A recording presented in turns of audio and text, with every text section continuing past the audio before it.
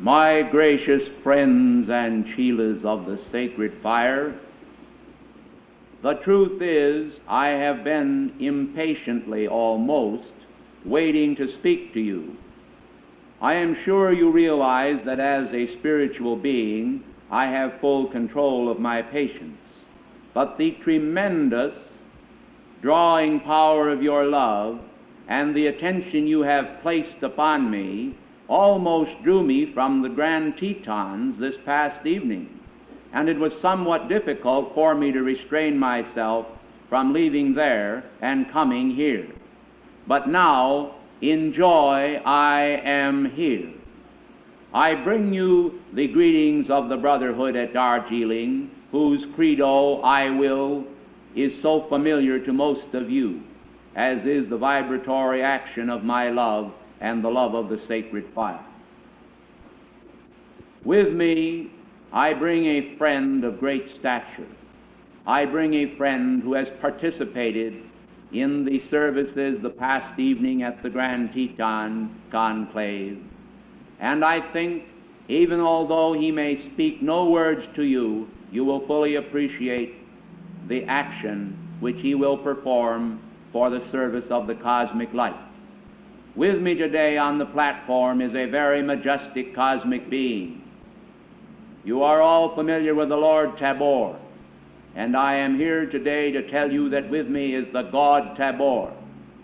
There is a very special purpose in his being here, and I am sure that most of you will be most interested in hearing from him.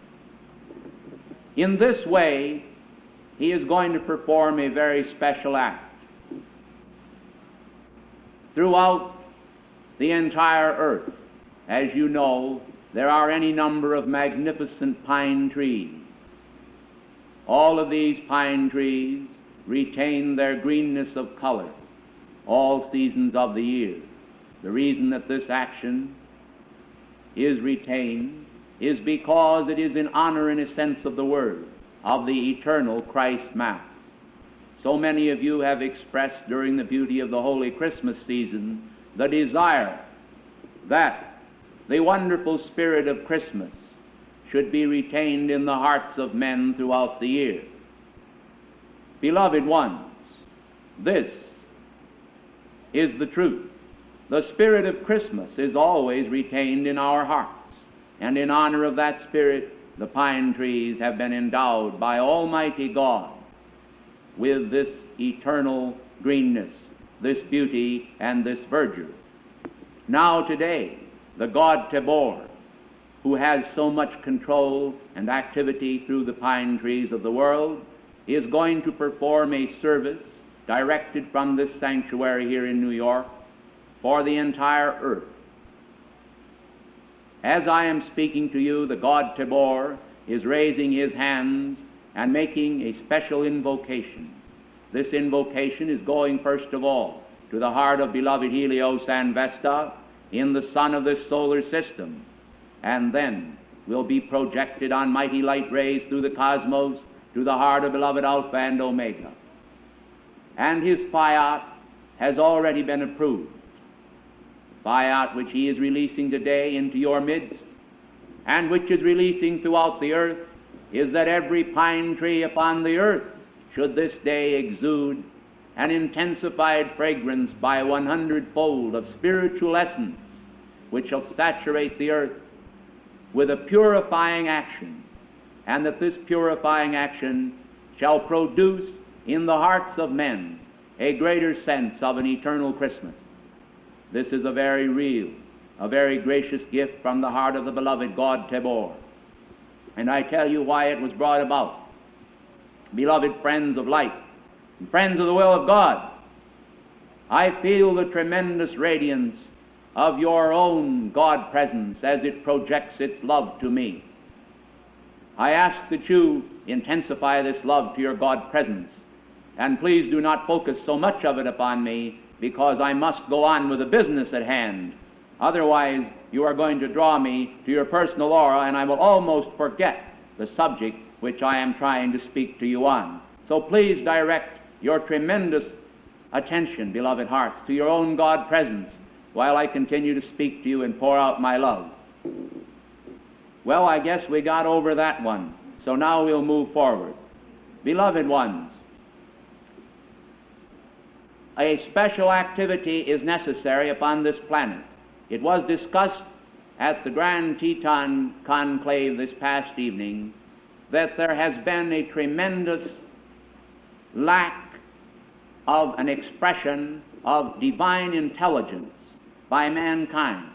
Now, this is not true by mankind en masse in one sense of the word, for there are individuals upon this planet who are ever so capable of expressing the wisdom ray and the power of the intellect. They have and they possess the power and capacity of understanding great scientific principles, the understanding of the uses of many languages, and they understand many, many profound ideas and grasp them almost instantaneously. Others, however, find great difficulty in comprehending even simple facts. Among these individuals across the planet, whose intellectual body and capacities are so limited, are many hearts that are so magnificent that I do not even wish to tell you how magnificent their hearts are. Now, there is somewhat a condition of unbalance here, in one sense of the word. Many of the life streams who possess vast and tremendous intellect and comprehensatory capacities and abilities are not able to have the qualities of the heart in the same capacity that they have the qualities of the intellect, and vice versa. Inasmuch as this condition does exist and is a real and actual fact upon the planet, there has been some discord brought about as a direct result of those having great and tremendous intellectual capacities not being able to fully comprehend the simple heart action of those who do not possess these tremendous, infinite almost, capacities of wisdom. Those then who have the great power of the heart do not seem able to understand why they do not have released into their world the great capacities of wisdom and divine understanding. This has been a subject of the Great White Brotherhood this past evening. Realizing, of course, beloved hearts, that karma is involved here, and that those who do not have the great intellectual capacities lack them simply because they have not expanded their mental bodies, or because in some cases they have used narcotics or cigarettes or other particular chemicals and devices which have caused a film to actually be spread across the canopy of the brain and over the pia mater and dura mater. Therefore, there is a certain thickness in the quality of the brain substance, so much so that it is not able to cognize or recognize the great divine aspects which are manifesting on the wisdom ray. Now, likewise, the heart of some men is almost like an acorn with a harder shell, for it seems that they find great difficulty in having a feeling of divine love. As you know, I very much adore the expression, great oaks from little acorns grow. And so, for that reason, I hope today to be able to crack the shell, not only of those here present who have undeveloped hearts, but those who are not present here throughout the planet, because of the fragrance of the pine which is being exuded on all the pine trees on earth simultaneously at the call of Lord Tabor.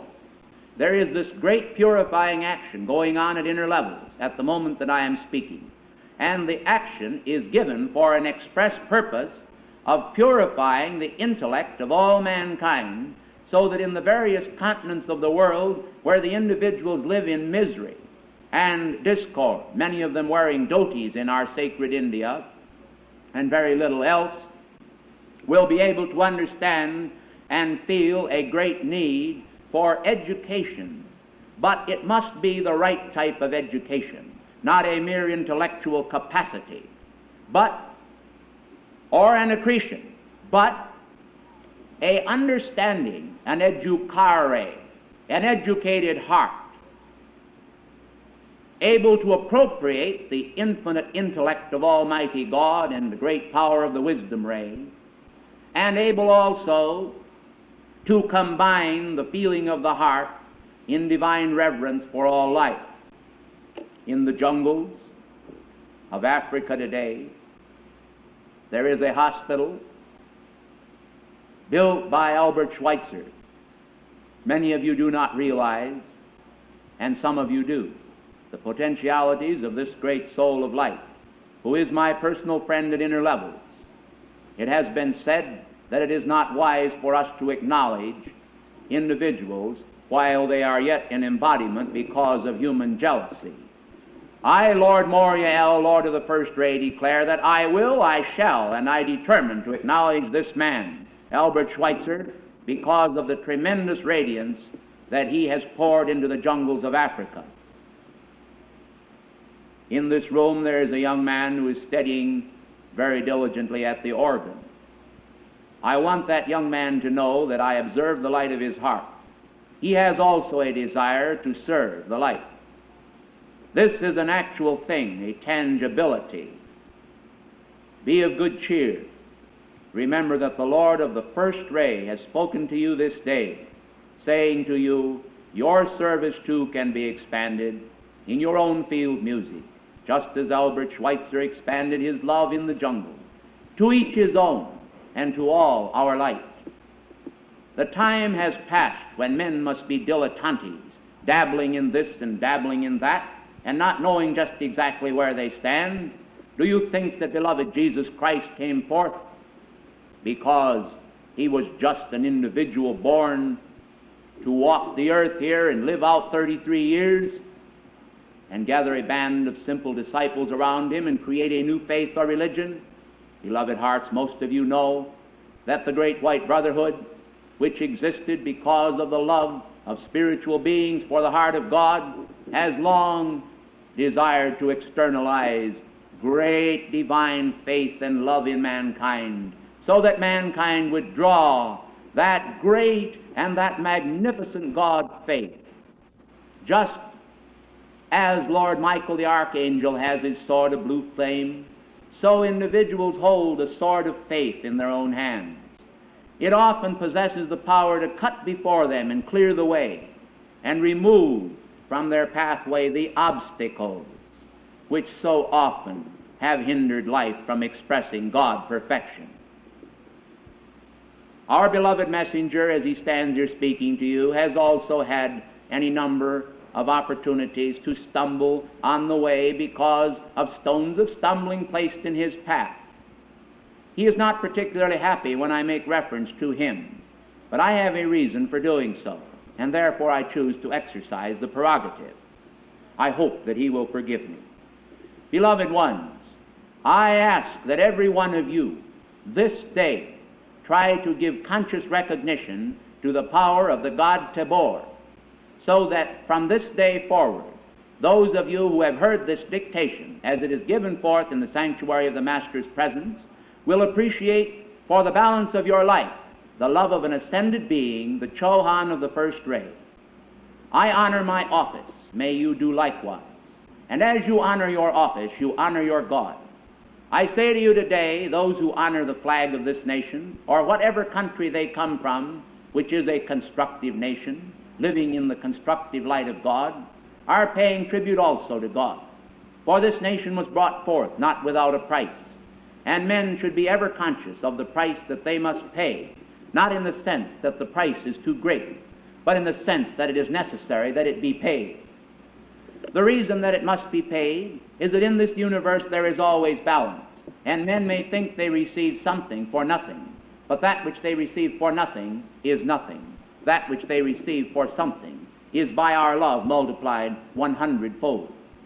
The time is past when a lack of unity among mankind should continue to manifest. I am most grateful to Mary Manita for her kind expression of opening the door here, because she has suffered many trials personally. I will not touch upon them. I do not desire to discuss individuals' personal affairs. However, I wish to express my gratitude to her.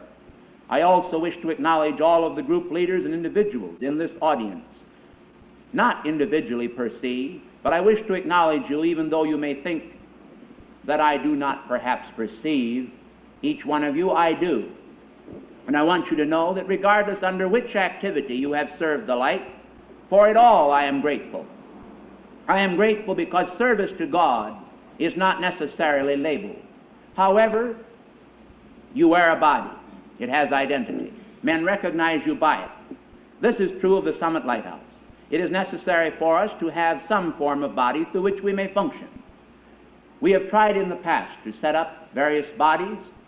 Many years ago, beloved and magnificent Kuthumi, beloved Kuthumi, I am most grateful that you have deigned also to come here with me today and to stand here on the platform beside me. I welcome you, my brother, great brother of light, thou cosmic teacher.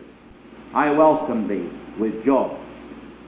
So, beloved hearts, now that Kuthumi is also here, I want you to feel a sense of reverence for that great divine intellect which can be manifested all over the planet and will bring about divine comprehension in the consciousness of all mankind.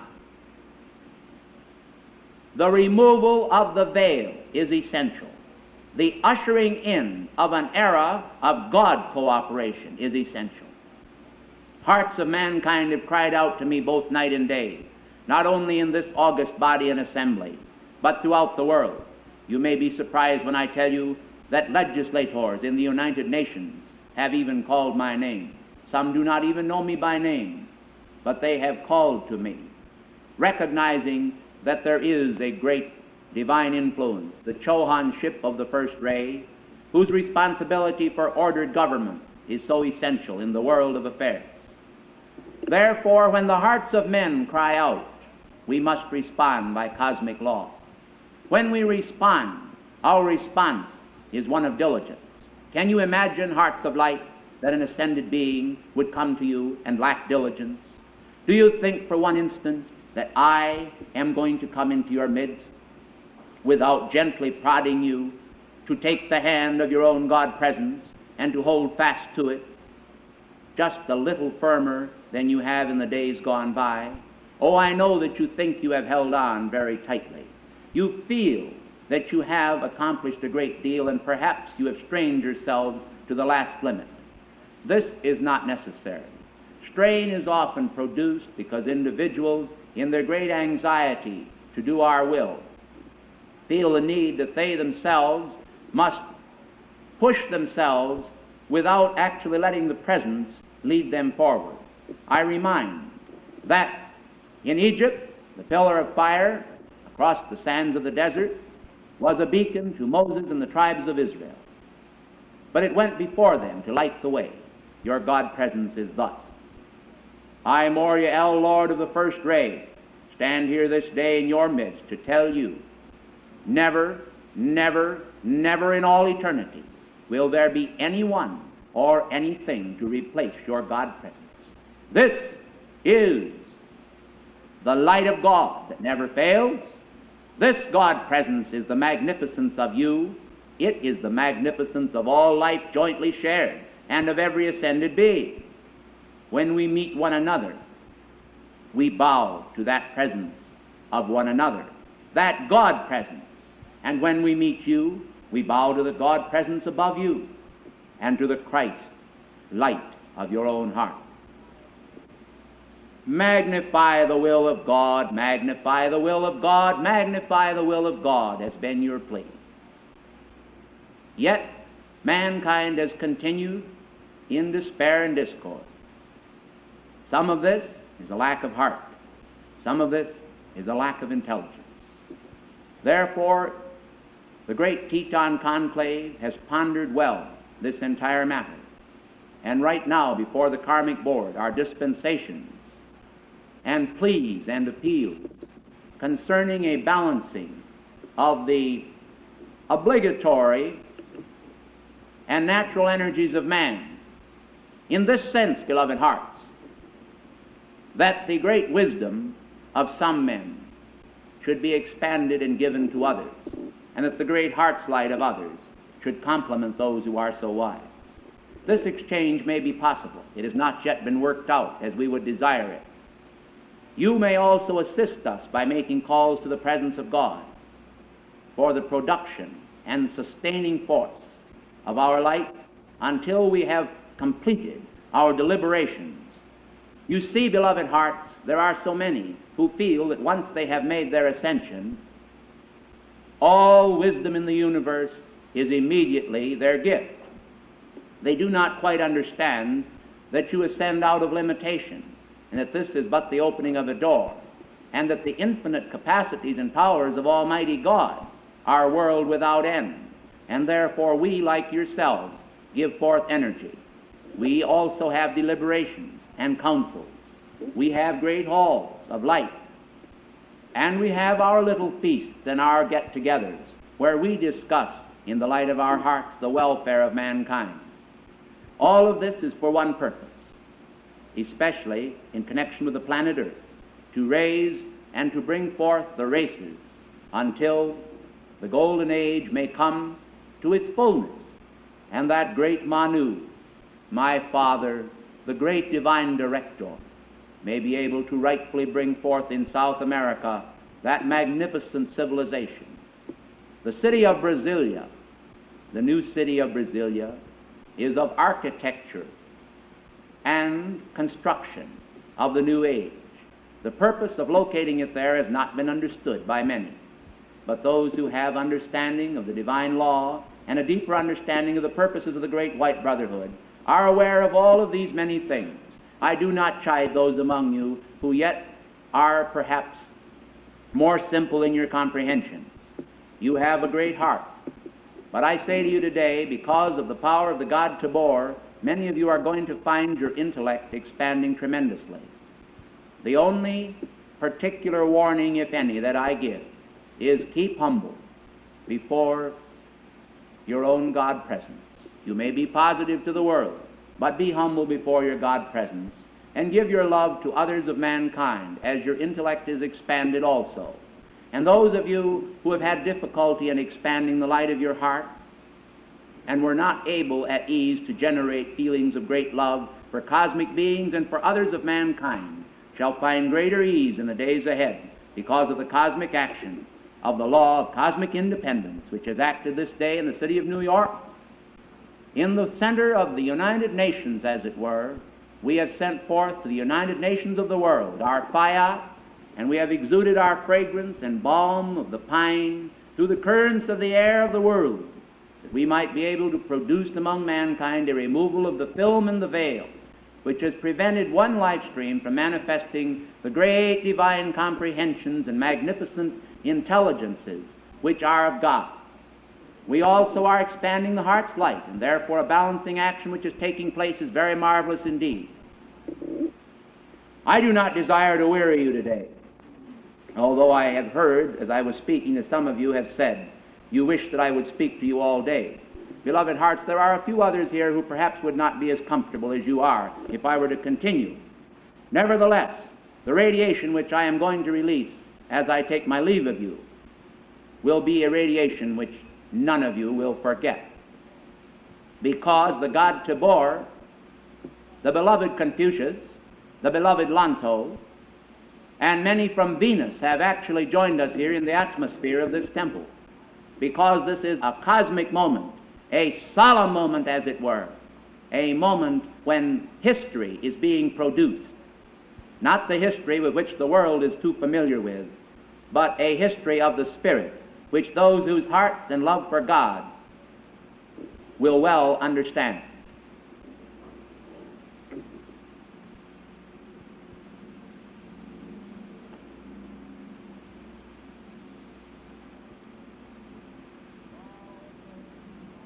Thou great divine director, thou great magnificent pillar of dazzling light of the eternal God, do thou upon all here, and upon the incoming children of the seventh root race, and upon all, blaze thy perfect manifestation out of the diamond dazzling heart of God.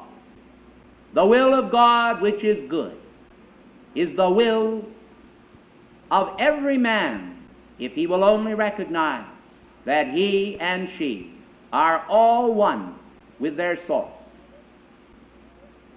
Lift up, lift up, lift up, and magnify the will of God.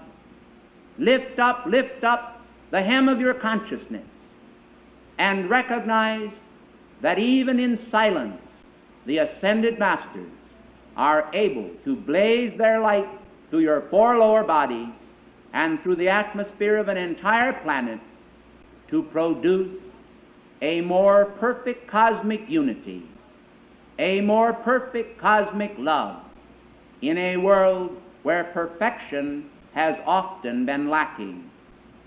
In the name of Lord Michael the Archangel and the sun from whence he came, in the name of the great cosmic beings and the forces of the elements, in the name of the Lord Maha Chohan, in the name of all the sons of heaven and the great cosmic Christs that have came and graced this earth and atmosphere to assist the laggards, in the name of Alpha and Omega, I, your friend of old, your friend in Darjeeling, who often makes other journeys, bid you adieu, not goodbye, for I shall return often.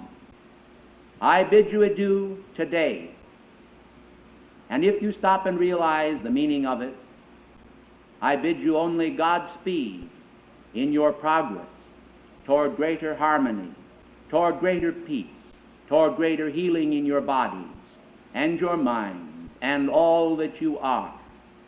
You are my children just as surely as you are God's children. The Chohan of the first ray loves all on every ray.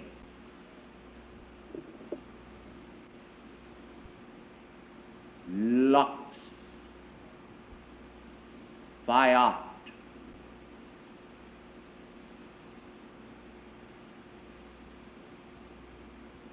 Omnipotens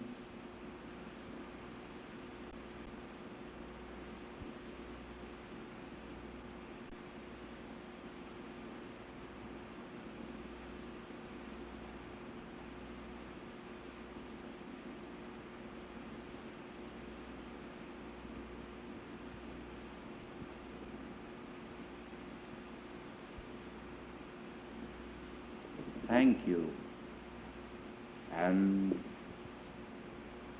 good afternoon.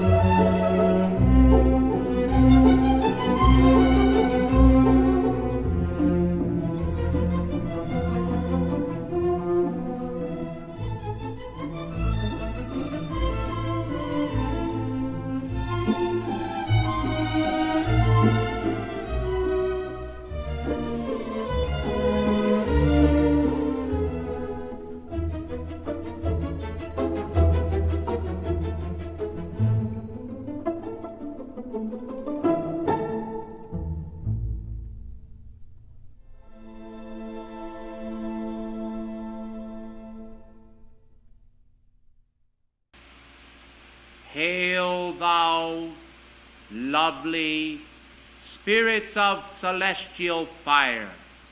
Hail, O children of my heart! I flood this place with a literal magnetization of my radiance and the radiance of those celestial spheres of God purity from whence I am come. Today and tonight, as always, the light of God, the sustaining light of the sacred fire, is able to keep everything in perfect divine order and perfect God control in the face of every appearance of discord. I, Orameses, child of the Most High, member of the great cosmic beings of heaven's hierarchy, bring you tonight my purity, my love, my light, and my being. I am a being of fire, not the sort of fire that you may fear, but the sort of fire that you may love. I tell you this as I come into your midst tonight. I come not to consume you.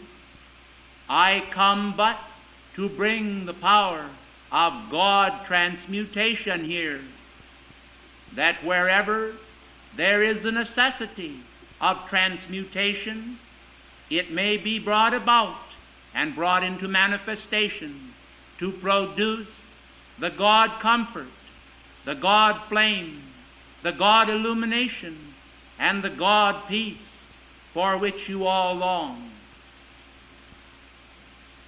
Heaven is very patient, beloved ones. Mankind is not usually as patient as heaven is, but you can be if you will try to realize that we of the angelic host wait, as it were, centuries for manifestations of light in you, whereas sometimes mankind find it difficult to wait even for a few moments for a manifestation of our light and our love. I know it is true that Mercurians are often very impatient or given a reputation for so being because of their power of instantaneous precipitation and their flashing power of flashing here and there. But of course this is very natural and normal to our octave, for all of us in the octave of light are accustomed to the swift movement of merely willing ourselves here, and there we are. We can say, I am here, and it is so.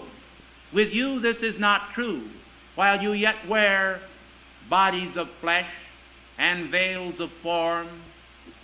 It is sometimes necessary for you to endure much discomfort as you move from place to place upon this celestial globe of light. Have you stopped, dear hearts, to consider for a moment the fire that is within the heart of this earth itself? Do you realize how that it is a ball of crystal flame even within the heart of the earth?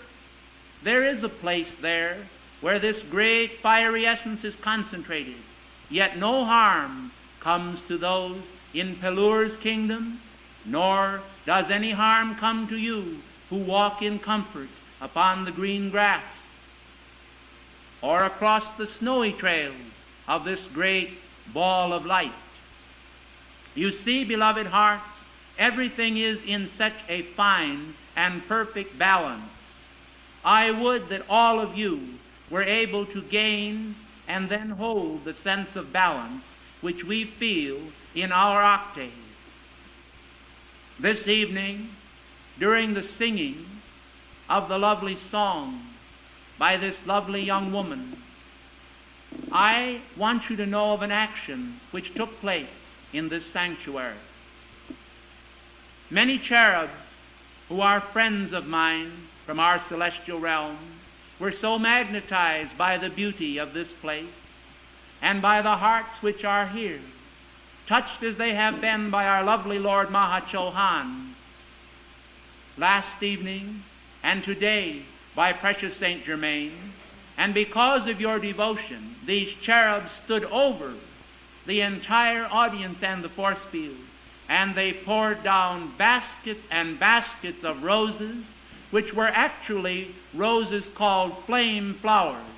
And as these roses fell, the actual flaming essence of which they were composed caused their form to dissolve, so that as they were just short of touching the heads of those in the audience, they merely dispelled their God fragrance, which your own inner being certainly must have sensed. Beloved ones, this is the perfect balance of heaven, the action of the sacred fire as it always moves into perfection and lovely manifestation.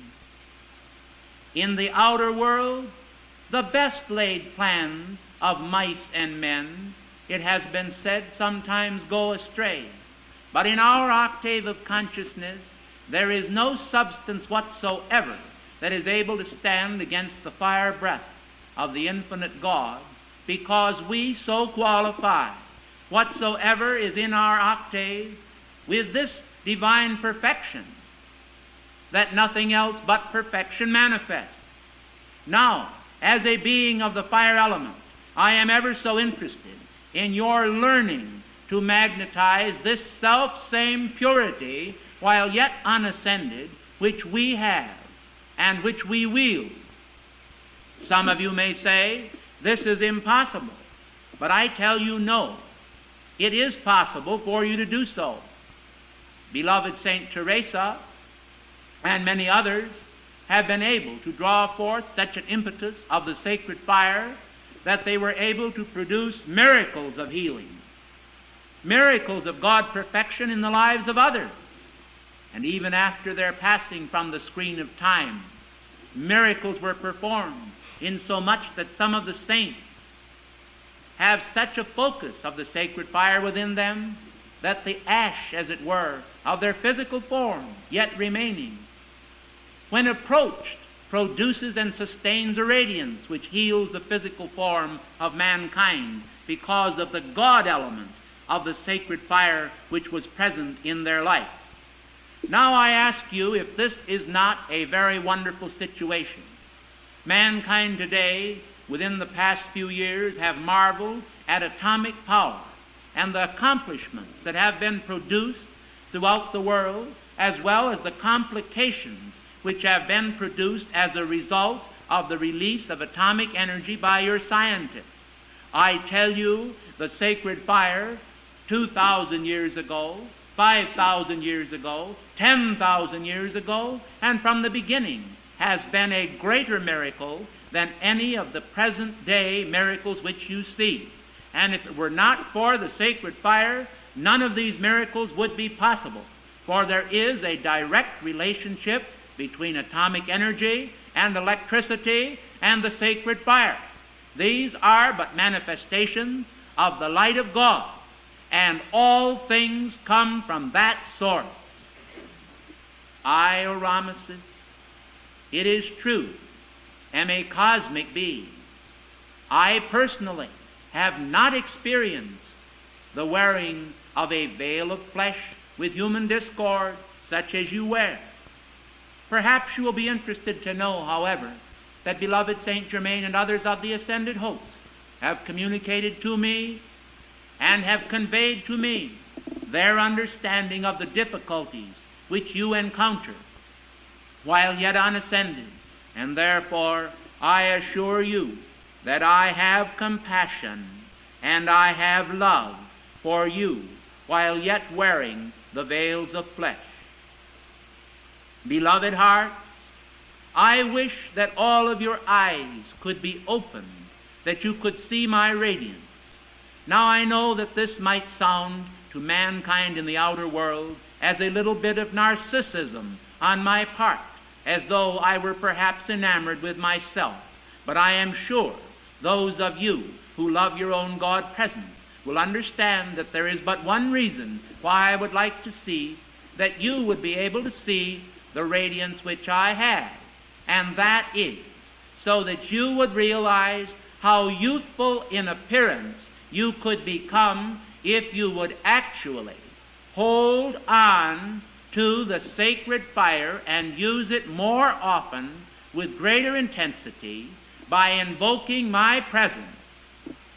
Beloved hearts, I have but to walk through a room, and as I pass through that room, I have the power to change the atmosphere whenever I am invoked. Therefore, invoke me often. Do not overlook these cosmic possibilities.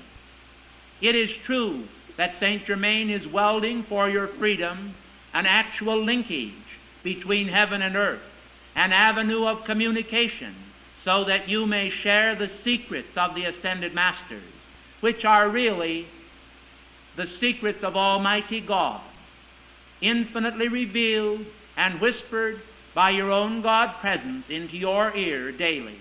There are no real secrets, for God would tell all mankind how to use His great and magnificent knowledge just as soon as they are ready to learn the power of harmlessness. One reason why the mankind of earth have been prevented from knowing many of the mysteries of the cosmos is because of the destructive attitudes which so many of them have unfortunately manifested. Were we to reveal all of the knowledge of heaven and the power of the sacred fire to all mankind, individuals would perhaps wreak havoc or destruction upon one another, and this, of course, would be contrary to the divine law of love. Therefore, our Father who art in heaven has indeed retained many of the great secrets of the cosmos within His own heart of fire, until such a time as His sons and daughters, yet unascended, are able to demonstrate by their infinite compassion and love that they deserve and are able to use these gifts wisely and well. Beloved ones, as I am speaking to you now, the room around us is gradually filling with more and more of the little cherubs of light, and many of them are smiling happily at individuals in the audience here with great joy and rejoicing as they realize that you are beginning in this day and age to once again come into an era when you will be able to sense the true spirit of cooperation with the sons of heaven and with the angelic hosts. Perhaps this might sound a little fantastic to some of mankind, that we of the ascended and angelic host should desire to thrust out our hands and to hold your hands. But I tell you it is true, because we only would give to you our gifts and our radiance that you might be as happy as we are. Our desire is and always has been to produce and sustain that harmonious note of beauty and love which the Father has placed in the entire cosmos. It is the hum of creation, the hum of beauty, the hum and hymn of life. I tell you that I, Orameses, would that you would soon reach your ascension. I am sure that many of you have perhaps wearied of actually struggling against the odds of the flesh. But be patient, beloved hearts. Do not be in a hurry to cast off your physical forms until you have performed the work which the Father has given to you to do. Each one of you have within you a very precious germinal seed, and it is this power, this light, which I, Orameses, would kindle in you today. I am sure that most of you are familiar with many of the writings of beloved Jesus, who was truly one of the members of the angelic host as well as the hosts of heaven. Beloved Jesus is truly honored by every angel as well as by every one of the ascended masters. Beloved Jesus is so close to you. He is drawing so close to you now.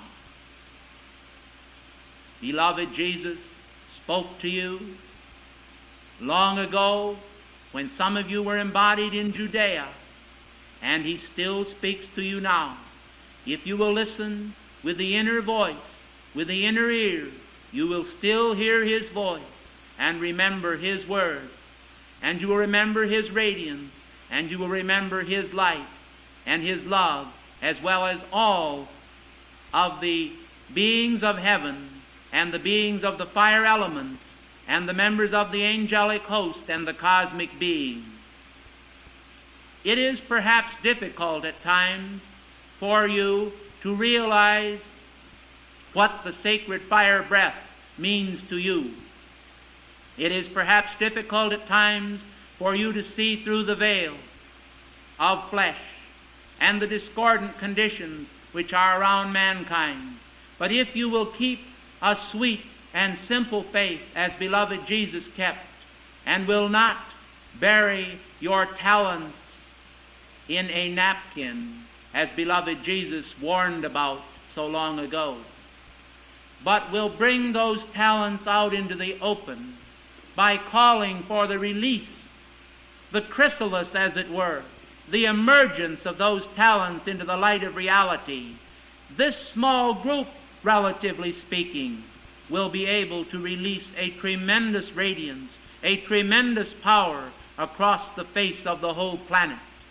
And I am sure that you realize Saint Germain will expand the numbers of individual life streams almost without limit as the power of the sacred fire comes forth.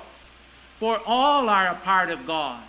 All have need of releasing their talents and giving their energies, their love, and their sacred gifts to the Father. Some of you remember with great love and affection the statement, bringing in the sheaves. I tell you, children of earth, whose hearts are fire, when you come to your own God presence, I am, and you lay at the feet of your God presence the talents which were given to you and which you have expanded until they have produced some tenfold, some 100-fold, and some 1,000-fold. I tell you, it will be a happy day for the Father, because this is the purpose for which you were sent forth, that you might bring more glory to the feet of your own God presence as you enter into greater and greater association and love with it. This is the purpose of the sacred fire, to free you, to transmute in you that which hinders, that which is discordant, that which is actually holding you back from entering into your God freedom. Now, when you have a God determination, such as an angelic being has, that nothing, no nothing shall interfere with your eternal progress, you will be able to take a hold of our hands with the same tenacity which we take a hold of yours, and you will say to us with all the fervor and fire of your being, I also am a cosmic being. I am a being of the sacred fire.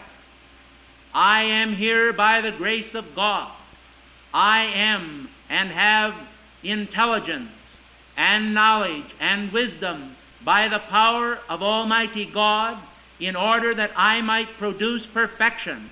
And when you have determined that you are going to produce perfection, you will release the sacred fire through your being in the same manner that the filament of an electric light bulb releases the radiance of light because of the flow of the current through the bulb.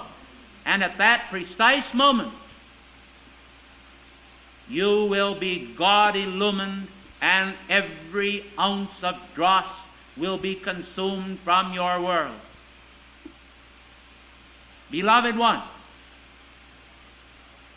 in the name of God purity, why would any individual desire to retain the vestiges of age, the remnants of decay, and that which is not of eternal purity? Some may say, as a cosmic being, you cannot understand how we are engulfed at times in human effluvia. This may be true, beloved ones, but those who were among you, beloved Saint Germain and beloved Moria, have toiled up a rugged road, I tell you, and they were able to enter into their eternal freedom. This is the message which they have told me this evening they would like to convey to you, that each one of you who will determine to do so with all the love of your heart and will hold fast to their hands and invoke the violet fire every day of your lives, morning, noon, and night, and then will call to me, Prince Arameses, you shall surely, if you maintain love for God unlimited and love for man unlimited, enter into your ascension at the close of this embodiment. Do you realize the meaning of my words? This is an eternal fiat of the heavenly hosts, that all who shall have faith enough in God, in the word of a cosmic being, to accept that radiance and that God truth, and shall not fail one single day of their lives from this day forward, morning, noon, and night, to intensely call for the violet transmuting flame, who shall every day of their life take some time to pour out adoration to their God presence with every ounce of their energy, and who shall also give their love to all of mankind. These shall make their ascension at the close of this embodiment, because the call will have compelled the answer. Do you see what this means? As you join the ranks of heaven, it will mean that the octaves of light are strengthened. This night, you may be interested to know that beloved Bob, beloved Rex, beloved Pearl, and beloved Nada have came to this very room, and they are standing here on the platform right beside our beloved messenger. There is a reason why this has been brought about. Beloved Rex, beloved Pearl, beloved Bob and Nada, not too many years ago, were in bodies of flesh exactly like unto those which you now walk. They were surrounded with every problem which you now have, and they are ascended God-free beings. This was brought about through the use of the violet fire of freedom's forgiveness and love, and if it was brought about for them and others, why should it fail in your case? Are you different? Are you special? I think not. And yet each one of you are special, and you are different. Like a snowflake with a very particular and beautiful geometrical pattern, each one of you have a life plan, different perhaps than the other, but it is a manifestation basically of the fire breath of Almighty God. When you shall return to the purity of that fire breath and shall forsake the idea of your own separate individuality, not through annihilating that individuality, but through transmuting that individuality into light substance, you shall be entering into our octave, and the door to eternal life will have swung open. Oh, it is such a great pity, when one considers that life itself is not too long for individuals, that an embodiment is not too long. 80 has often been used, and yet some live much longer, some much shorter. I think it is very beautiful when you realize that God has permitted you to have this boon, this gift of life, this promise eternal, that if you shall fulfill these simple requirements and call to me every day you will indeed be able to make your ascension. Beloved hearts, rejoice in this. Rejoice in the meaning of it, for this is a gift to you, people of New York and elsewhere who are here this night, because of the work Saint Germain, the God of freedom, has accomplished through the years. It is a work which you can enter into and take full advantage of. It is a part of a manifestation of the law of eternal life.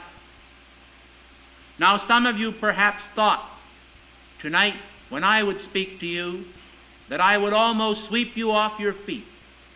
Perhaps you thought that I would come in here with tremendous power. Well, beloved hearts, after St. Germain's talk this afternoon, I have decided to come in and use tremendous power, but it is not all visible, I assure you. Much of this power is at inner levels, and it is working with your own God presence. The effect of it will be felt for a very long time. Just how long, I leave it up to you to guess. But I assure you that we cosmic beings think nothing of 1,000,000 years. Therefore, I say, consider how long our action shall affect your life for good, for beneficence, for God kindness, and rejoice. Precious ones of the light, beauty is constantly being manifested, and beauty from our octave is so much more lovely than even physical externalized beauty that I am anxious to have many of you ascend, that we may show you our treasures. Our treasures are so lovely, so exquisite, that when you see them, you will wonder why you waited so long. Beloved hearts, this may sound somewhat controversial. With one breath I urge you to hurry, and with another I ask you to fulfill your life plan. But so is the plan of God. It is a going forth from the source for a purpose, and it is a return. But I am sure you will understand that all things are kept in perfect balance by the Father, and it is necessary that there be a time of planting, a time of sowing, a time of growing, and a time of reaping. And when there comes an end of that time, there is an eternal entering in to peace, rest, joy, and compassion, not in a world of annihilation, where nothing is, but a world of eternal beauty, where eternal life is, and there you shall be. Remember also these words of Jesus, I go to prepare a place for you, that where I am, there ye may be also. If it were not so, I would have told you, in my Father's house are many mansions. As you look at the celestial skies at night, realize that in those twinkling celestial mansions of Almighty God, there are homes of love, homes of light, homes of the ascended masters, and the radiance is beamed earthward from myriad stars. Return the welcome by sending your love up to the stars, and you may be surprised at the flood of radiance released into your world. In the name of infinite freedom, in the name of infinite light, in the name of infinite purity, I, O Ramesses, call to the great central sun to blaze the flame of cosmic purity into the middle of this temple and engulf all inhabitants thereof with the fire breath of Almighty God. Expand the flame of God in the sacred fire within the hearts of each life stream until they hear once more, O Eternal Father, the hymn of fire, and they may know the meaning of Elohim. And now, may the infinite light of the cosmic Christ enfold each one of you in that celestial radiance upon this planet. May the love of Maitreya enfold you like a garment. May the love of Gautama and his peace surround you and seal you as you go to your homes, knowing that I, Aramesis, have begun a silent work which you yet do not see, and that work shall produce perfection and light in the worlds of all who accept me. I thank you for opening your hearts to me this night. I thank you for giving me your love and attention. I thank you for your devotion to the angelic host and to the sacred fire. I pray that you will always remember your God purity. It is like the strings of a golden celestial harp of heaven, played by a celestial musician. It is like heaven's sculpture and architecture and painting. It is the culture of light, the realm of truth, the realm of purity. It is near you, all around you, engulfing you and surrounding you with God's love and the love of your own I am presence. Thank you and good night.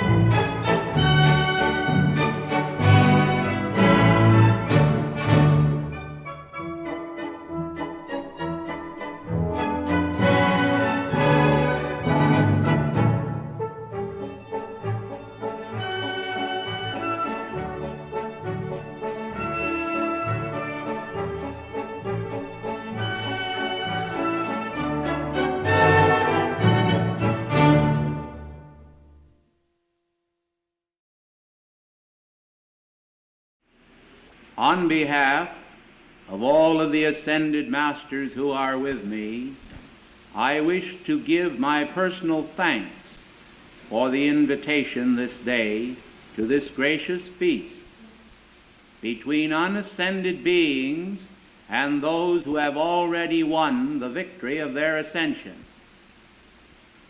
Our love and the tangible reality, the courtliness and the grace of the ascended realm is of such a desirable nature as that I am sure all of you will desire to emulate those of us in preference to mimicking, as it were, the antics of humanity as they parade daily through a discordant series of events which do not produce the happiness which it is our pleasure to eternally enjoy. It also shall become your pleasure, beloved heart, as you shall enter more completely, more fully into our radiance and the power of heaven's grace. You who have received the knowledge of the I Am law of life and the dispensations of the violet fire of mercy, freedom, and forgiveness are a very special people in the sense that you have been honored far beyond your power to recognize. This, of course, is a natural situation. Individuals often are very grateful, but not grateful enough in proportion to the measure of heaven's cornucopia of grace as it descends to the level of earth. How could it be otherwise? For with the expansion of your consciousness, you will become more grateful. With the expansion of your heart's life, it will contain more of the abundance of God. Therefore, it is not necessary for you to be concerned with your shortcomings, but rather with your progress. Your progress, your reality in the light, your dependence on God more and more, and less on human octaves of consciousness, will produce an inner satisfaction which no man can take from you. I spent a great deal of time in Europe. I gave much advice as well as conviviality to the court of the French king. But I am very certain that my advice, my radiation, and the light of my own understanding ought to have been more appropriated by those individuals to whom I brought this light, that they then should have been able to have written a more glorious chapter in the then present history. This is true of you. Yet I want you to know that I have a greater measure of confidence by far in you than I ever bestowed in those days upon those blessed people. Yet, true, some of you are they come again. You are come again in better bodies. Your minds are less disturbed, perhaps in many cases. Your attention is more easily obtained by me, and you are able, because you are willing, to accept our radiance and our grace than you were in times past. Blessed people of the city of New York, so privileged to hear our words, accept my heart's light, accept my heart's love, accept our compassion, accept our strength, accept our reverence for your God self. Accept even the fragrance of violets from the hand of both myself and beloved Moria. I smile as some of you peruse the programs which were brought to this place from the city of Washington, because I know that you realize that we of the Ascended Host are enjoying the fact that we could inspire such a work, that in the physical world of form, one of our projects could be externalized. This is ever true. It is always a joy to the Ascended Host to see the production of heaven's energies as they work and manifest in the affairs of men to produce a more abundant understanding, a surcease from the distresses of the world, and a feeling of compassion, nobility, and divine service. Now, some of you have privately asked me in the recesses of your own heart as to what dispensation we intend to make of all of the different energies that are manifesting through the many activities devoted to the light. Beloved ones, it is true that our wish is for a convergence rather than a divergence, as our beloved messenger mentioned to you this morning. All this is true, but this must be brought about by an orderly acceptance by you of the divine energies and plans which we have been giving for many, many years, continued and expanded, not merely stopped, not merely a lack of progress, but it must be a continuation of the plan with a revelation upon a revelation, as it were, a revealment of the great plan for the new golden age. I am sure that all of you realize that when I first spoke many years ago through beloved Godfrey, it was a beginning which proceeded for many years. And during that time, I brought forth much instruction. Now, if you had rested just upon the first instruction which was brought through him, that beloved one, you would not have received as great a blessing as if you had continued to receive the instruction and guidance of we who are your eternal counselor and friends. Therefore, it is my pleasure today to be present and officiate in the name of Almighty God at this very beautiful occasion when so much energy has been drawn from your God presence, and you are relaxed, and you are conscious of your unity with one another. Your thoughts are not dwelling upon differences, but your thoughts are dwelling upon the Christ light of your heart. Therefore, it is my pleasure now to address you and to bring to you the flaming radiance of our eternal sphere. You know, many of you perhaps have tried to imagine just how it will be when, as it were, bereft of your physical appearance form through the ascension or otherwise, you would enter into an octave of light. Yet I am sure most of you realize that you do come to our octaves of light while your physical forms sleep often. And this is no disturbance whatsoever to your affairs. It is merely an opportunity of beauty. For whenever you come to one of our retreats, even when you do not recall in your conscious mind the exact sequence of events which have transpired, it is nevertheless true that there is a very definite cosmic work performed for you and for humanity, which is a reality and ought to be accepted as truth. Beloved ones, someone said in the human octave of consciousness long ago that an iceberg was only a portion extending out of the water, and that the bulk of the iceberg was beneath the waves. This is true. The invisible world is much more extensive and expansive than that which you see. That which you see has these three dimensions, and you are able to behold it. Our octave has limitless dimensions, many of which are not even cognized by your mathematicians.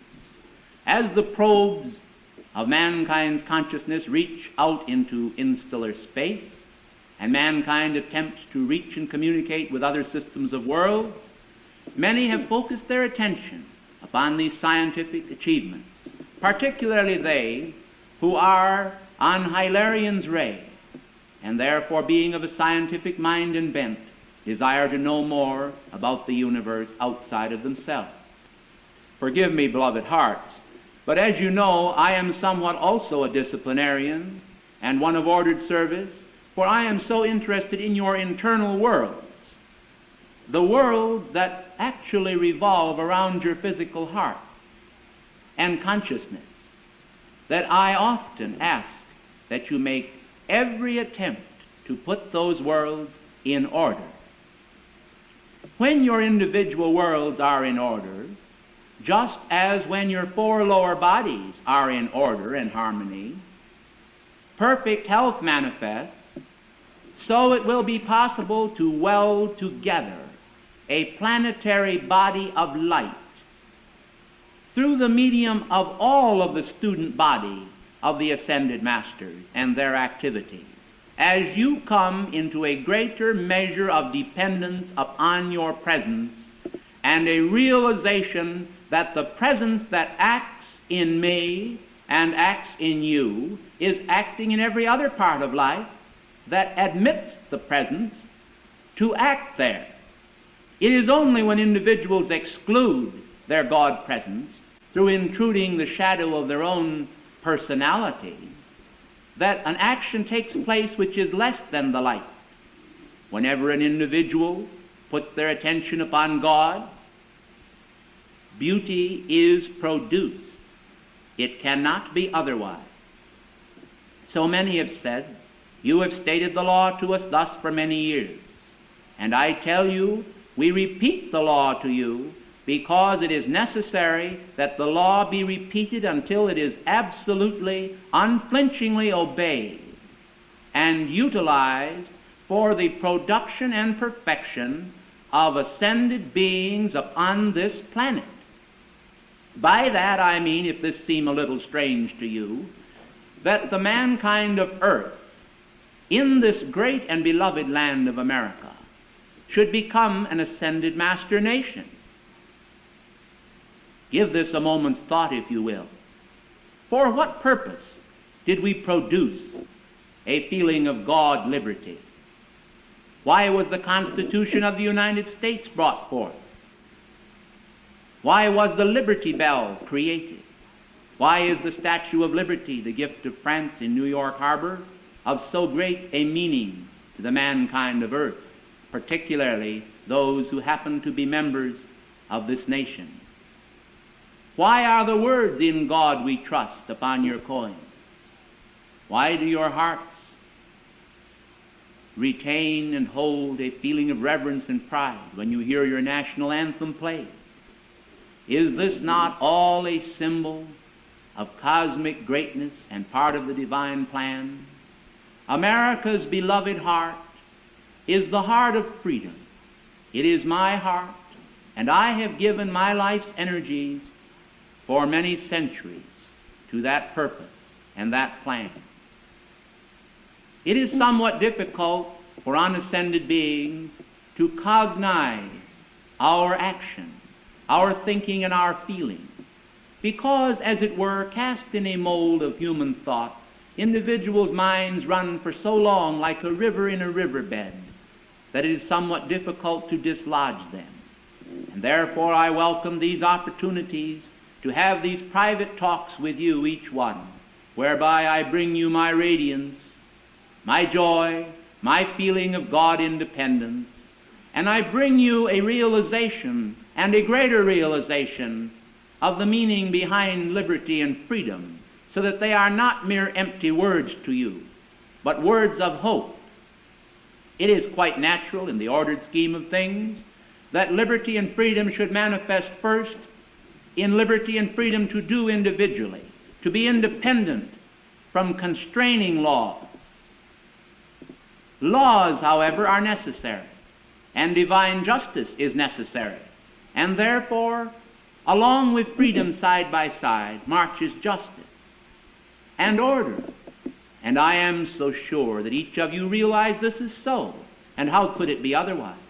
Else the planets in space would collide with one another, but each in their appointed path go their appointed rounds. So it is with you. You will perhaps recall the statement was made that as one star differs from another star in glory, so is the resurrection from the dead. Beloved ones, as you are raised in the glory of your own ascension, a wonderful event takes place, it is true. But in your causal body of light, great concentric rings of ascended master light substance are there, which retain all of the constructive energies that you have ever used. Because some of you use more constructive energies than others, magnetizing greater God good, these bands of color are larger and more resplendent. And in this sense, one star differs from another star in glory. Yet all have an I am presence, all came forth from the Father, all men are created equal in opportunity. But these opportunities must be utilized. They must be put into practical use. It is very easy when I am here for you to say, "Beloved Saint Germain, I will do anything which you ask, but command me." It is another thing when you are seemingly separate and out in the physical world surrounded by discordant appearances, to retain the full weight of your determination and actually carry out and execute your plan. And that is why I am here, that I may this day anchor a very special radiance in you that will make it easier for you to obey your God presence. Do you realize that just as electronic computers and tape recorders retain an electronic memory printed thereon of events and vibratory actions, so your inner consciousness can be receptive to me and can receive from me a vibratory action of great magnitude, which will serve for the complete span of your embodiment, to serve to help you and aid you, that whenever you are tempted to depart from the light of your heart and your God presence, you may turn to me, Saint Germain, and in the silent recesses of your heart, simply say these words, Saint Germain, help me. And I will answer you based on that radiation which I am now anchoring there. This is a tangible reality. And those of you who care to try me will find out that it is so. Unfortunately, it usually has happened in the past that whenever I have made these statements, individuals have willed that they would always remember them and use them. Some have not. Those who forgot and did not remember, my words went forth, and the words were like precious oil poured upon the rock. They performed nothing of virtue for their life stream. Those who did recall and remember and use them have been blessed to the present day. Now this is true of everything that is in our realm and our octave of light. It is absolutely impossible by cosmic law for us to produce any imperfection whatsoever, nor could anything that we do react upon the mankind of earth to produce anything but perfection. No ascended being can or ever will take any action whatsoever to bring about discord or inharmony on this planet. In the name of Almighty God, stop and ponder for a moment. Have not all of our activities, all of our actions, all of our heart's love and light been dedicated to one purpose, to eternal freedom? How then could we, or would we, consider or desire to bind or to restrain any part of life? All of you have your own God freedom. You may accept my words, or you may even reject my words. If you choose to think that this beloved messenger is speaking these words to you, and that they are not my words, that is also your privilege. I tell you, you are quite free, freer than perhaps you realize.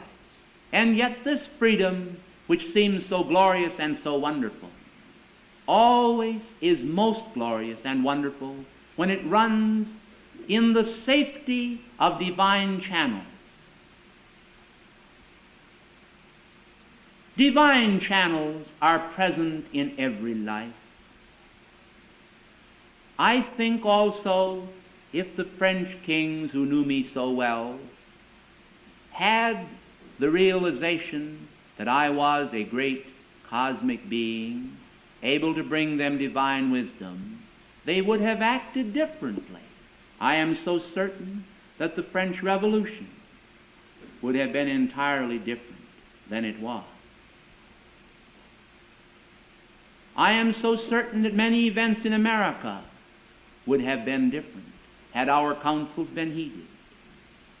Remember, children of divine ordered service, ours is to speak and direct.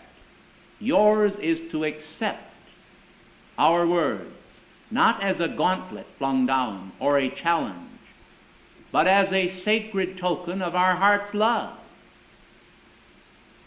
This sacred token of our heart's love, you then bind about yourself in consciousness, and you retain it wherever you go, and it serves to act as a mentor, a spiritual advisor to you. These words are living cups, cups of light, And it is in that sense that as you drink and partake of the cups of light energy, you are strengthened. Beloved hearts, this is a cosmic vitamin. Some of you, most of you understand exactly what I mean. And I am sure as you pass on and recollect more of our words and ponder and meditate upon them, you will come to a greater understanding of what a magnetized foci really is. A magnetized foci is magnetized by our divine intelligence and ascended master light. And it retains that ascended master light, and that light cannot be erased or taken from the object which is so magnetized. It is true that through discord, human substance can be coalesced around it, as it were, and sometimes it becomes so heavy and gross that the inner light can scarcely shine through. This is almost like one of your old lanterns. When the wick was turned up too high and the flame blazed up, the carbon would cover the glass, and so the light became very dim in appearance. Yet the flame burned just as brightly within the lantern, in fact more so. The remedy was so simple, of course, you had to clean the glass. And that is the way it is with people. They see things one way when they should see them another. There is only one way to perceive truth, and that is through the eyes of the ascended masters. We ourselves at one time wore physical forms exactly as you now wear. We have suffered all of the vicissitudes of earth which mankind now suffers. I have released in the past few years a series of discourses through various means telling of some of my own experiences, and as you know, they were quite bitter in many cases. I do not feel the need to dwell upon that bitterness, because I am quite sure that many of you at times have suffered a like feeling of sometimes loneliness, sometimes heartache, sometimes uncertainty, not knowing just which way to go. You have made calls to us of the ascended host, and sometimes you wondered if we were answering you. You have tried your best in many cases to do the right as God gave you to see the right, and so you believed, and so it was. But I hasten to assure you that no effort made by you to serve the light has been spurned, and we are not particularly inclined to spurn efforts made to serve the light. We are looking for people, individuals, who are willing to serve the light because they love it. Do you love the light, people of New York? If you love the light, then serve the light until the light serves you. And when the light serves you, the light will produce the perfection for which you now hope. And hope then becomes a manifestation which no one can take from you. The statement, "Let no man take thy crown," is a very true one. And I think that those of you who have poured out your adoration and said, "We love you, Saint Germain, we love your violet flame," are true hearts and whole hearts. But, beloved ones, I say to you, the best is yet to be. The best is yet to be. This which you now see, these words which you now hear, my vibrations which you now feel, are passing through the atmosphere of earth. They are passing through bodies which have not always retained their original God purity. They are passing through consciousness which has not always retained its own God purity. And therefore, you see, you do not feel the fullness of my blazing light. It is true, you are able to touch upon it, and you are able to sense my great love as I bring it forth to you today.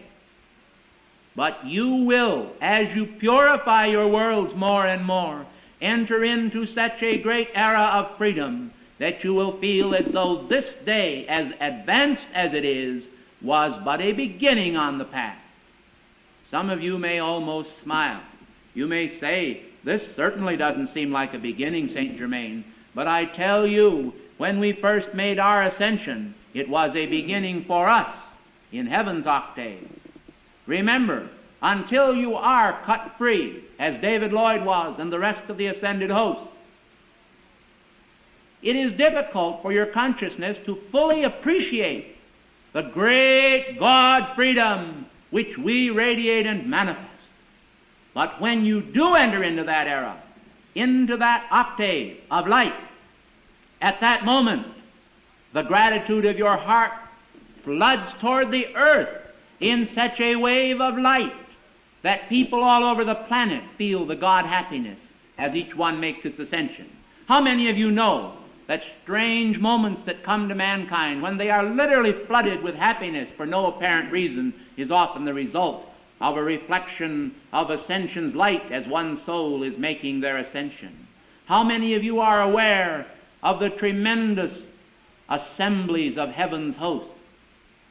This, you may feel, is a relatively small assembly, but it is not, because there are present here hundreds and hundreds of great cosmic beings from other systems of worlds, cosmic Christ, friends of light. The beloved Lanto has made a special trip today to come here to New York to be with me. Although he is not going to speak to you today, he is here pouring out his love. And there are so many with me that I shall not even begin to name them. Beloved ones, rejoice with me. Rejoice with me that all of these beloved ones of light are here. Rejoice with me that you can come together and receive my love and my radiance. As beloved Jesus once said, little children, fear not. It is your Father's good pleasure to give you the kingdom. I want everyone in this audience to think for a minute on those words. It is your Father's good pleasure to give you the kingdom. Who dares to spurn this gift? Who dares to spurn the gift of the infinite Father of light? He stands ready and waiting, your own God presence, to bestow upon you his kingdom here and now. He is willing to open up the gateways to the continents of the air, to the majestic untrammeled cosmic highways, and bring down the radiance of our eternal spheres into the octave of earth. And mankind, who know not what they do, are willing to turn aside to a mere paltry human show.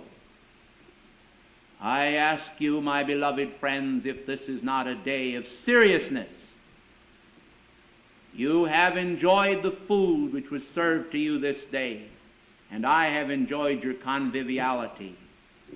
It is not our intention to make of you such austere beings that you are not able to appreciate one another, but it is our intention to create in you the cleanness of a new heart every day, by violet fire to wipe away every trace of discord that has ever been stamped upon your image, until each one of you gain and hold and retain a greater sense of responsibility, a greater sense of responsibility to God and the ascended host. It is true, very true, that I am one who appreciates ordered service, and I would appreciate as nothing has ever been appreciated in this particular century, and beloved Moria would appreciate the diligence of the student body in holding fast the good which has been given them and loosing their hold upon all that is not good. People hold that which is not good,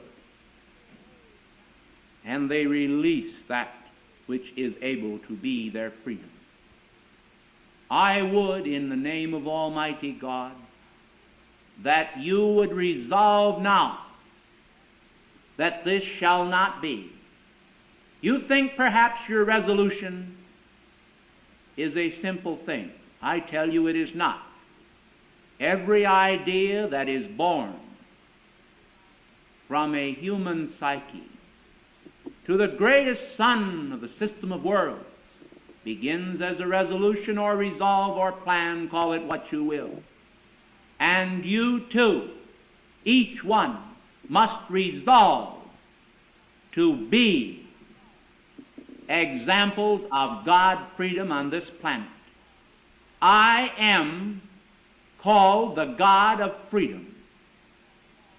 America is called the heart of freedom too.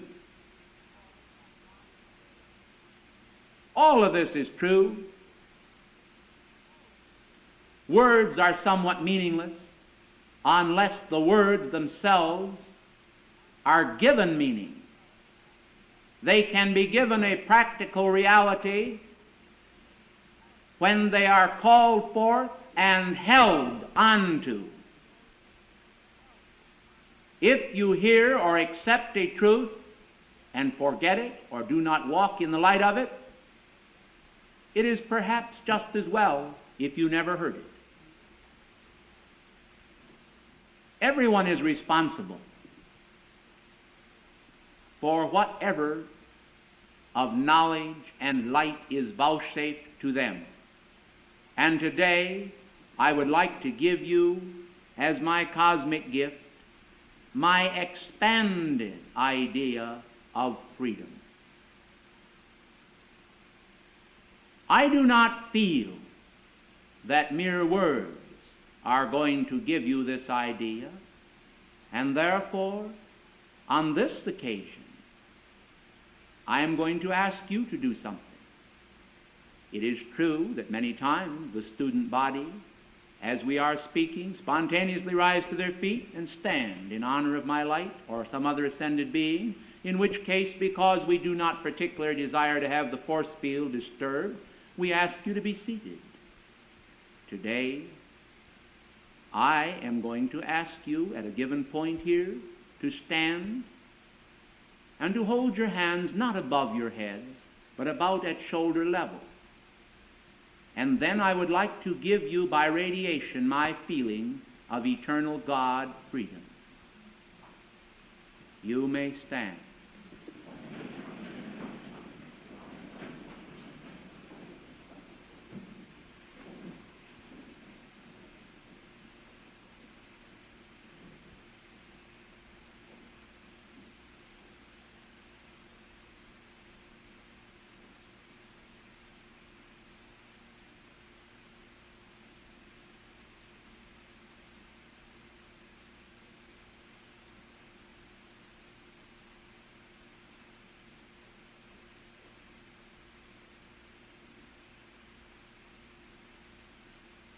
Won't you please be seated?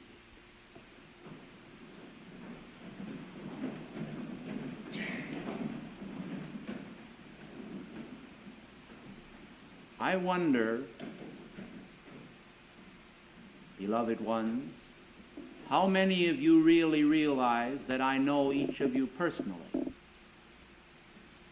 How many of you realize that a cosmic being who is here present knows every thought, every idea, every aspiration of your mind?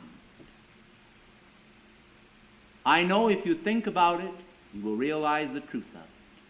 I would like merely to mention it now, as I have done, that you may realize that my hand is extended to each of you. I play no favorites.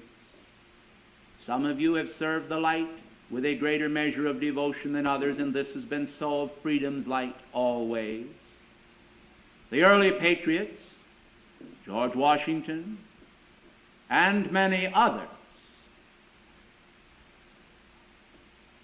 are known to most of you,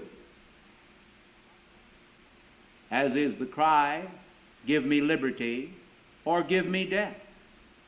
But individuals today, in most cases, have failed to have and retain a sense of that particular feeling of give me liberty or give me death. They have chosen inertia. They have chosen the road that leads to doing nothing or doing a little or doing what they wanted to do. Our instruction has been used as a help in many cases. And most individuals who have been diligent through the years deserve a tremendous amount of credit, it is true. But I think this credit is all in their causal body. And whether I select you out today and individually shake your hand or compliment you personally, I want you to know that in your heart of hearts and in my heart, your name is written. The knowledge of what you have done for the light is there. And this particular service which you have rendered and that which you shall render is known to me and earns and merits my eternal gratitude, as it earns and merits the eternal gratitude of every son of heaven. This particular convocation shall be very glorious. I do not think it necessary that I promise you this. I think you shall feel and know that this is true. There are many things I could tell you today. I do not choose to tell you all that is in my heart in words. I feel that the relaxation, the love, the devotion, the service, and the accomplishment thus far speak best for themselves. And perhaps even my words would merely serve to be a superficial embellishment. Yet, of course, I hope not. Beloved ones, throughout the balance of this class, try to retain our radiation. Try to realize yourselves as flowers.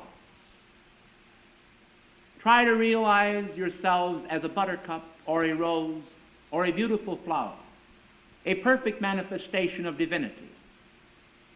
And feel our radiance and love as the sunlight pouring down upon this cup of your consciousness. And in this cup of consciousness there is a dewdrop, like the tears of the Madonna. Resting there, this is a composite sorrow of the deity, as it expresses through the mother aspect of Almighty God. Because the mother of the world desires to gather her children beneath her arms of everlasting love, and she would hold them there in one great cosmic unity. And the eternal cosmic sorrow has been directed to this earth as tears of the Madonna, hoping in this age that the culmination of our efforts shall not be in vain, but that men shall learn the meaning of love through attunement and retention of attunement, until in divine relaxation and divine righteousness and right use of energy they shall not fail, neither shall they who would destroy or hurt in the holy mountain of God pass. They shall not pass who desire to hurt in the holy mountain of the Most High God, and they shall not fail who desire to serve the light. The dividing of the way has come. The cosmic hour has struck, and the light itself has descended to this earth with the light of 1,000 suns in the coming of the cosmic Christ through this magnificent dispensation from the heart of Helios and Vesta. Children of earth, awake, awake, awake, awake! From the four winds of the earth come the good news that freedom and victory are at hand. You are the instruments of freedom. As the independence was brought about on this continent through holy men dedicated to a purpose, so again I propose in God's name, sign that document. Sign the document with your heart's light and love, and pledge your fealty to Almighty God and the ascended host. And I am sure in a cosmic United States of America's freedom, the ascension light shall so engulf mankind that whether you are ascended or unascended, you will look up to the realms of glory and the clouds of heaven with a feeling of cosmic confidence in your heart that you had a part in producing and sustaining the light of God, your Father's light, which does not, cannot, will not, shall not fail. Thank you, my beloved friends. Good afternoon.